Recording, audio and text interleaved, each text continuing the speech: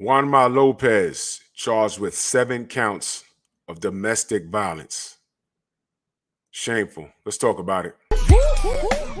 Push the weight and now flex. Flex alive is 1 in the 6. With the runner boy, you nigga, no question. You will run a motherfucker high stepping. Hey, you never had a big enough weapon. Motherfucker never learned your lesson. I'm an 88 pack nigga. I'm an 88 pack nigga. I mean, day walker, drink blood, fangs out, full moon. Motherfucker change like a hoe, nigga. I'm just a nigga from the hood trying to stack a little cheddar for the money. Drew Titan, Bronx on deck. Shout out to the mighty LDBC. Let's talk about it. Boxing scene, y'all know the drill. Link will be in the description. As reported by my favorite boxing journalist, Jake Donovan. Juan Manuel Lopez has returned home after posting bond following multiple domestic violence charges.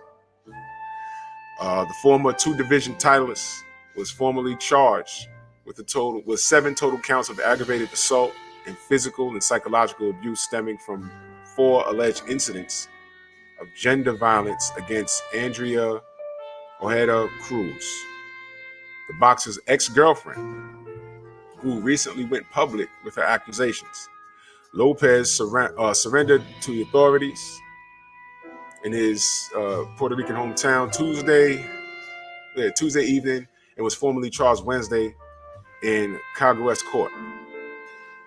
Lopez, who's now 38, was charged with 6 counts of physical assault under the domestic violence statute, along with 1 separate count of psychological abuse. Wow. All 7 charges were introduced during the preliminary probable cause hearing after prosecuting attorney Jaime Pera Mercado interviewed the victim, at which point the prosecutor's office claimed the boxer was in violation of Section 3.1 abuse and 3.3 abuse by threat of Puerto Rico's Domestic Abuse Prevention and Intervention Act, commonly known as Law 54. The judge set bond at $175,000, which Lopez posted in being permitted to return home. However, the boxer is placed under house arrest and remains under electronic surveillance pending further hearing. So I believe he's walking around his property with the ankle bracelet on. Wow. All of the above charges are classified as 4th-degree felonies, carrying a maximum sentence of 3 years each.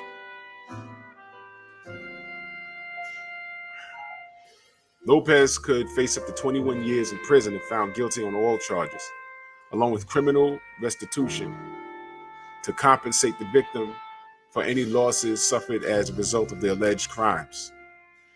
This is some serious stuff, man.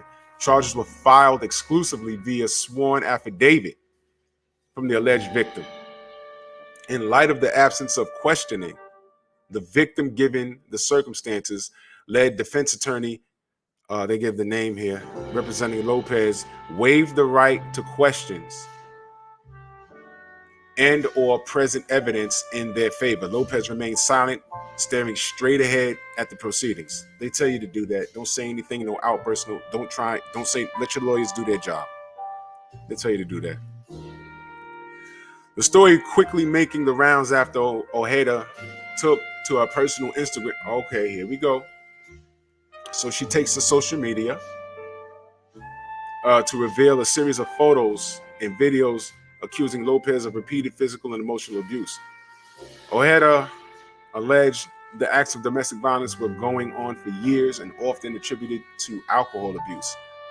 I left Juanma because Juanma is an abuser, Ojeda stated on social media. Juanma is an abuser. He is an abusive man, a man who has issues with alcoholism. When Juanma drinks, he turns into a person that is not himself. Lopez was previously charged with similar actions in 2015 with then partner Geraldine Crespo. The charges were dropped due to Crespo ultimately refusing to cooperate with authorities who sought to proceed with the case. So there's a pattern. There's a pattern with this behavior. This is sad, man. However, Ojeda's decision to come forward prompted a similar accusation from another ex-girlfriend of Lopez, Marangly Lozada, I'm butchering these names, cited that the boxer's battles with alcoholism and aggression, inciting psychological abuse, though not revealing any incidents of being physically harmed. So we have a bit of the Cosby effect, the Me Too movement happening here. There's never one victim. It's never an isolated incident, but it takes one incident for other people to come forward to speak on it.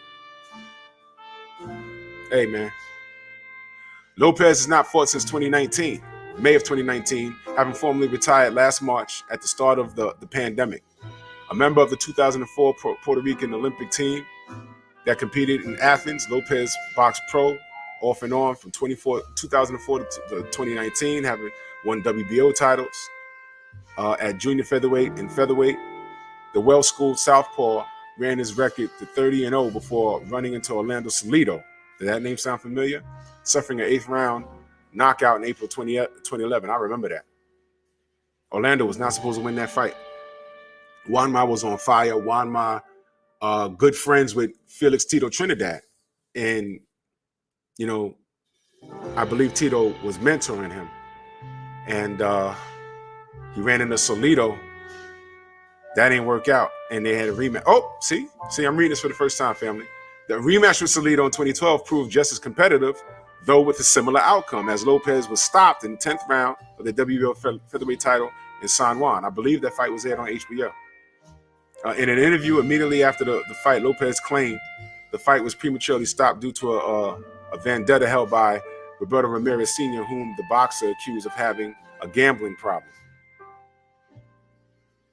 Do y'all remember when the fight that we wanted was Juan Manuel Lopez versus Yuriorkis Gamboa? You know why that fight didn't happen right away when we wanted it, when it was hot? It was supposed to happen before the Alito incident happened. Business. Let it marinate. Let it build. And then Salido happened. Bye-bye fight. Ridiculous, man. The comments landed Lopez in hot water, being served a 1-year suspension. He got suspended for that. Look at that.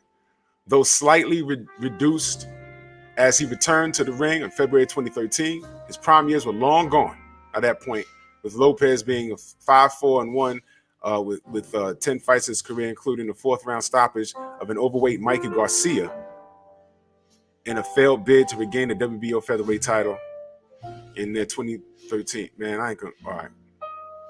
He had a brief comeback in 2018. All right. He was trying to pursue it. What it says, Jake says, in pursuing an over-marinated showdown with Yuriorkis Gamboa. The two even appeared on the same November 2018 show with the intention of facing each other, though naturally the fight never materialized. All right. So look, shout out to Jake Donovan. The link will be in the description. But look, I felt this was important to discuss because a couple of things. First of all, the violence against women is unacceptable. We also live in an era where, you know, this Me Too movement is real grand. It seems, according to what was written, that he has a track record of, getting drunk and throwing hands and abusing women. It seems that he has a track record of doing so. That's unfortunate. Usually with athletes, and I'm not capping for him, I'm just telling it like it is. A lot of athletes are not as mentally strong as they are in their respective sport. One loss could send them on a mental spin-off. Some fighters are mentally gone going in. If you watch the Hector Camacho documentary, you can see that he had problems. You know what I'm saying? A lot of times the athletes that we watch running around on the basketball court, on the football field, on the baseball field, on the soccer field, in the boxing ring, in the UFC cage, do they not suffer from depression? Michael Phelps, Olympic swimmer, gold medalist, suffered from a form of depression. And sometimes when they have this depression, their only form of therapy is when they're immersed into their craft. What I'm saying is a lot of these athletes need help. Now, I don't know what's going on with him, and I'm not making any excuses for what he allegedly has done. All right?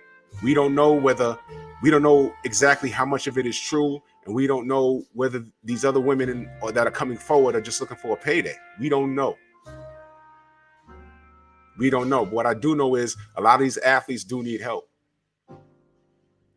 The true definition of a yes man or a yes woman is the person that's around him and that sees there's a problem and doesn't have the courage to say, yo, look, man, you need to go handle that. You need to go stop spending your money here. Stop doing lines. Stop drinking. Go get some help, bro. I love you, bro. Go get some help. Because this right here, this ain't it.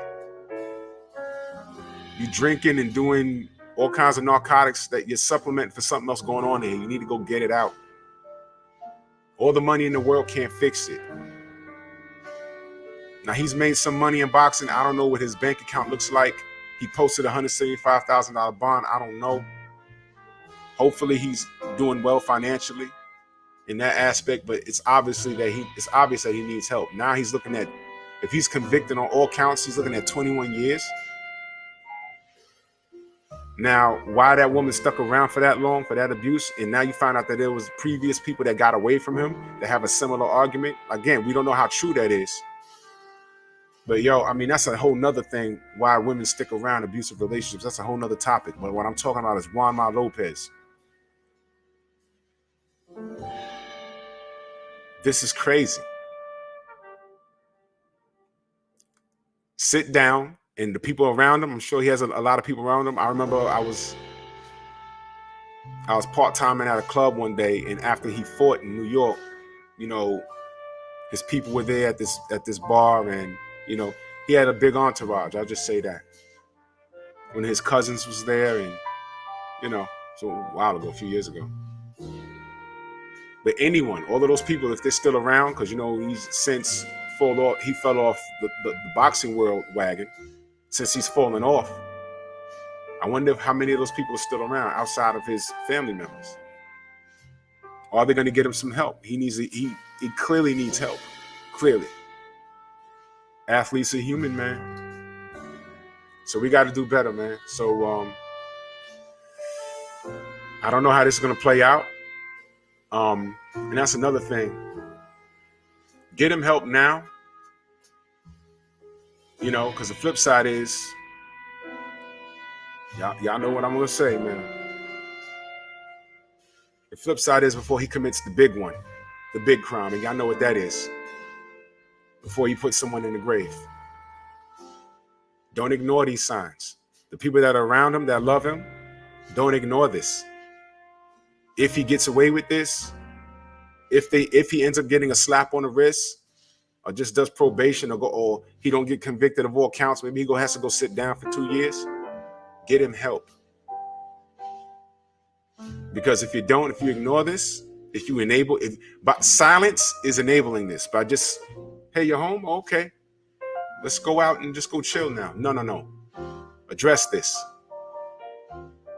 By not saying anything, you're enabling it. Always got to watch who's around you. Right? That's my take on it, man. Bronx on deck. Move!